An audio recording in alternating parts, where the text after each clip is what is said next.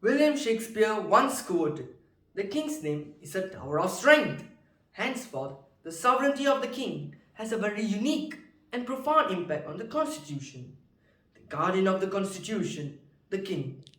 Before I proceed, allow me to thank the eloquent master of ceremony, sagacious judging panel, devoted timekeepers, and my extraordinary audience. Welcome and good morning. I'm VISHAL JAYABALAN presenting the King, the guardian of the Constitution. King? Wow! The mere mention of the word raises excitement in all of us, doesn't it? But who is king? How can one become a king? Well, let me enlighten you. In Malaysia, king is known as the Yang di-Pertuan Agong, who marks our nation's highest ruler, the supreme head. Ladies and gentlemen, did you know that the 9 states in Malaysia are constitutionally headed by traditional Malay rulers, namely Kedah, Kelantan, Terengganu, Perlis, Johor, Perak, Pahang, Selangor, and Negeri Sembilan? These rulers are then elected as the king, the Yang di-Pertuan Agong, in rotation every 5 years. Perhaps many do not realize that Malaysia is the only country in the world having 9 kings from 9 different states, unlike Spain, Jordan, or Saudi Arabia that are ruled by only one royal family. It is the uniqueness of the organization that enables the state's sovereignty to be properly maintained and conserve the constitutional monarchy system. Dear audience, it was glorious to acquire a throne by justice, yet more glorious to prefer justice before a throne. The same virtue which made the one appear worthy of regal power exalted the other to the disregard of it. And that's the reason our Federal Constitution of Malaysia, which came into force in 1957, amended in 1963, the supreme law of Malaysia, is led by our Royal Highness. Well, the Federal Constitution lays down the framework and basic structures for the governance of the nation, constituted by the federation of the 9 Malay states and the 2 Strait settlements. Ladies and gentlemen, our Royal Highness, the Yang di-Pertuan Agong, acts as the guardian of the Constitution.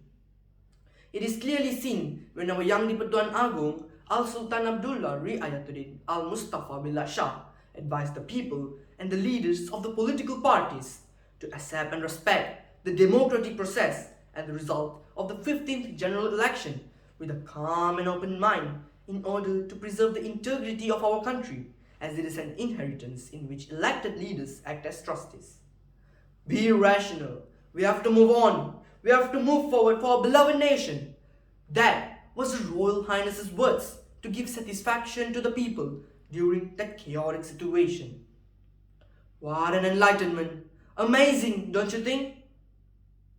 Dear audience, as you can see, the fine preparation and planning of the royal institution in passing the throne gives seniority and experience the utmost priority and importance.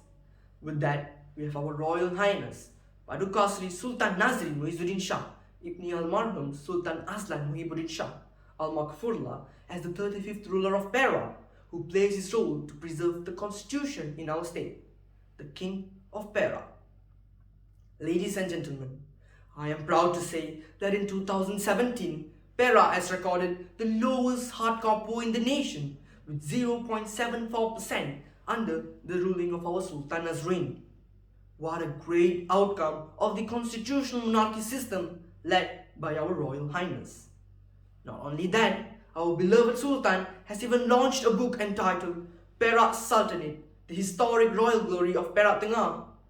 Impressed? Wait, there's more, dear audience.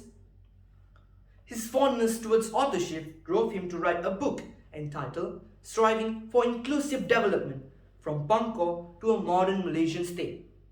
Building on its analysis of the past, this landmark book concludes with a forward-looking assessment of the challenges and sets out Sultan Nazrin Shah's vision for an inclusive and sustainable future of the state.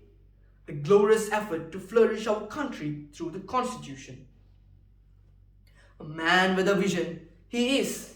But remember, ladies and gentlemen, love and loyalty is not to be purchased.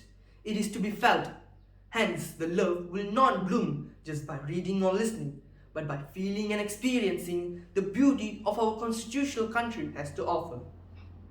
Ladies and gentlemen, a wise man once said, "The simpleness, the sweetness, and the constancy of the tender mercies of the Lord will do as much to fortify and protect us in the troubled times in which we do now and will yet live."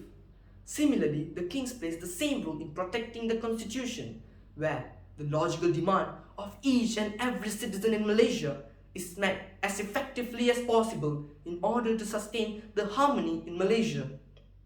The king's power goes beyond the political interests whose decision or orders are based on the interests of the country and the well-being of the people as the protector of the constitution.